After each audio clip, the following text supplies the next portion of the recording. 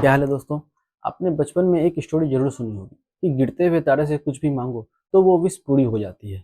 But ये कब होगा ये तो किसी को नहीं पता, क्योंकि शूटिंग स्टार तो एक नेचुरल इवेंट है। शूटिंग स्टार को देखना अपने में ही एक किस्मत की बात है। बट कुछ दिनों में इंसान जब चाहे तब शूटिंग स्टार की बारिश करवा सकते हैं। चलिए समझते हैं इस वीडियो में। Japanese space company ALE astro live experience ने क्लेम किया है कि वो 2025 तक एक सैटेलाइट स्पेस में भेजेंगे जो आर्टिफिशियल शूटिंग स्टार शावर या आर्टिफिशियल मेटेओर शावर करवाएगी।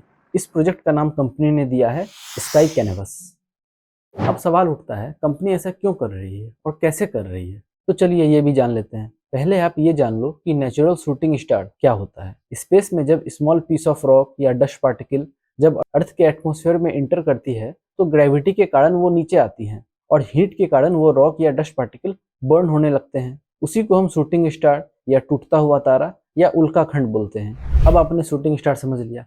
अब समझते हैं कि ये जो प्रोजेक्ट है स्काई कैनवस, जो कंपनी ने नाम दिया है प्रोजेक्ट का स्काई कैनवस, वो आखिरकार है क्या। इस प्रोजेक्ट के अंडर कंपनी स्मॉल सैटेलाइट को लो अर्थ ऑर्बिट यानी कि अर्थ से 400 किलोमीटर ऊपर एल्टीट्यूड पे लॉन्च करेगी। इस सैटेलाइट में मेटल की छोटी छोटी पार्टिकल्स होंगी। अपने ऑर्बिट में स्टेबल होने के बाद सैटेलाइट इन मेटल पार्टिकल्स को, जिनकी साइज अप्रोक्स 1 सेंटीमीटर है, उनको फायर करेगी। अब देखो दोस्तों, इन पार्टिकल को ग्रेट एक्यूरेसी के साथ फायर करना बहुत जरूरी है, नहीं तो पार्टिकल अर्थ के एटमॉस्फेयर में एंटर ही नहीं कर पाएंगी। इसलिए इन पार्टिकल को 8 किलोमीटर पर सेकेंड की स्पीड से फायर किया जाएगा। जैसा कि आप इस वीडियो में देख रहे हैं कि सैटेलाइट कैसे पार्टिकल्स को फायर कर रही है और वो अर्थ के एटमॉस्फेयर में इंटर हो रहे हैं। ये पार्टिकल जब अर्थ के एटमॉस्फेयर में इंटर करेगी तो ये बर्न होगी और शूटिंग स्टार की जैसी फील होगी। जैसा कि आपको इस वीडियो में दिख रहा है कि जैसे जैसे मेटल पार्टिकल्स अर्थ के सरफेस की तरफ बढ़ रहे हैं वो बर्न हो रहे हैं। और हाँ दोस्तों, ये मेटल पार्टिकल जब बर्न होंगी तो डिफरेंट कलर प्रोड्यूस करेंगी और नेचुरल शूटिंग स्टार से ज्यादा ब्राइट होगी।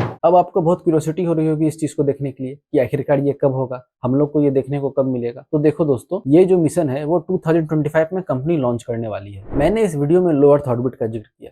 अगर आपको ऑर्बिट के बारे में और भी कुछ जानना है तो आप मेरी इसरो वाली वीडियो देखो, मैं उसकी लिंक डिस्क्रिप्शन में और ऊपर दोनों जगह दे दूंगा। अब बात यह है कि कंपनी इतने सारे पैसे इस प्रोजेक्ट में सिर्फ शूटिंग स्टार दिखाने के लिए खर्च कर रही है क्या? तो नहीं दोस्तों, इस प्रोजेक्ट के बहुत सारे साइंटिफिक बेनिफिट भी हैं। तो चलिए उनको अब समझते हैं। ये मेटल पार्टिकल मिडिल एटमॉस्फेयर यानी कि मेसोस्फेयर की एटमॉस्फेरिक डेटा जैसे कि विंड स्पीड, एटमॉस्फेरिक कंपोजिशन, ये सब कलेक्ट करेंगी, जो साइंटिस्ट रिसर्चर को क्लाइमेट चेंज जैसे इशू पे वैल्यूएबल इंसाइट देगी। अब आप सोच रहे होंगे कि इसरो ने तो ऑलरेडी लो अर्थ ऑर्बिट में रिमोट सेंसिंग सैटेलाइट लॉन्च की हुई है जो मेसोस्फेयर की एटमॉस्फेरिक इन्फॉर्मेशन दे सकती है, या हम वेदर बैलून का भी तो यूज कर सकते हैं मेसोस्फेयर की एटमॉस्फेरिक इन्फॉर्मेशन लेने के लिए। तो कंपनी इस प्रोजेक्ट में क्यों इन्वेस्ट कर रही है? तो चलिए इसे भी समझते हैं।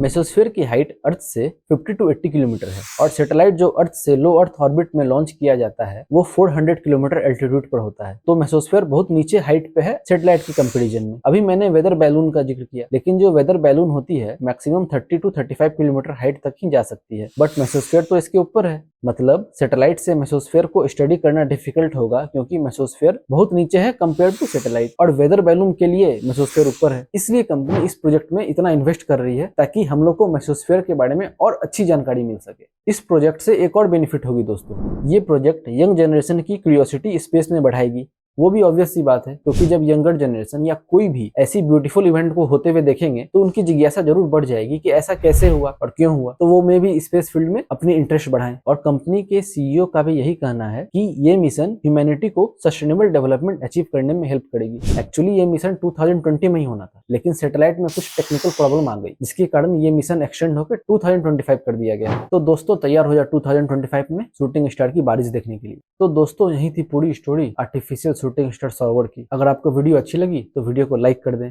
ऐसा ही कंटेंट और देखना चाहते हैं तो चैनल को सब्सक्राइब कर दें, और कुछ बोलना है मेरे बारे में या वीडियो के बारे में तो कमेंट कर दें। इस वीडियो में बस इतना ही। फिर मिलेंगे एक नई वीडियो में एक नई उमंग के साथ। तब तक के लिए जय हिंद, जय भारत, टाटा।